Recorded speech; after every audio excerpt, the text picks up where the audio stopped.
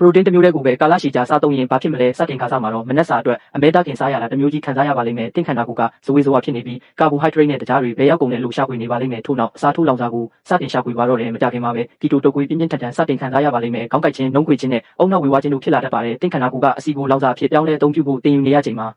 ဂလူကို့စ်တကြားဓာတ်ကိုအသေးအတန်တောင်းတနေတာကြောင့်ဖြစ်ပါတယ်နောက်ပိုင်းမှာတော့ခန္ဓာကိုယ်ရဲ့စနစ်ကပြောင်းလဲသွားပြီးကီတိုစစ်ဖြစ်စဉ်စတင်အလုပ်လုပ်ပါပြီးတင့်တဲ့ကပရိုတင်းနဲ့အစီတွေကိုစွမ်းအင်ဖြစ်ပြောင်းလဲပေးလာပါတယ်ဒါကြောင့်စိတ်ကြည်လင်မှုကဓာတ်တလက်လိုထက်မြက်လာပါလိမ့်မယ်ဒီလိုနဲ့ကြွက်သားပရိုတင်းတိစောက်မှုဖြစ်စဉ်ကအထုပ်ထိပ်သို့ရောက်ရှိလာပြီးအစားအစာတစ်ခုစီတိုင်းနဲ့တင့်ခန္ဓာကိုယ်ကိုပြန်လည်တိစောက်နေပါတယ်ဒါပေမဲ့တင့်ကြောက်ကကတော့ပိုရှန်နေတဲ့နိုက်ထရိုဂျင်တွေကိုစစ်ထုတ်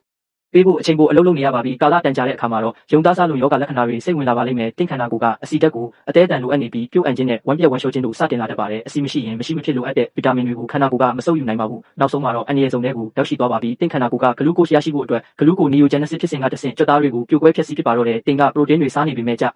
ကြွက်သားတွေဆုံးရှုံးနေရတာပါတင်းကြောက်ကတွေကဖိစီးမှုတံကိုခံနေရပြီးထွက်သက်ရှူထုတ်လိုက်တဲ့အနံ့ကအမိုနီးယားနဲ့လိုဖြစ်နေပါလိမ့်မယ်ပရိုတင်းဟာမရှိမဖြစ်လိုအပ်တာမှန်ပေမဲ့သူကြည့်ပဲတီးတက်ဆိုရင်တော့အစိတ်တောက်ဖြစ်လာပါလိမ့်မယ်ဒါကြောင့်အာဟာရမျှတမှုရှိခြင်းဟာရွေးချယ်စရာတစ်ခုမဟုတ်ပါဘူးရှင်သန်ရည်တည်ဖို့အတွက်မဖြစ်မနေလိုအပ်ချက်ပဲဖြစ်ပါတယ်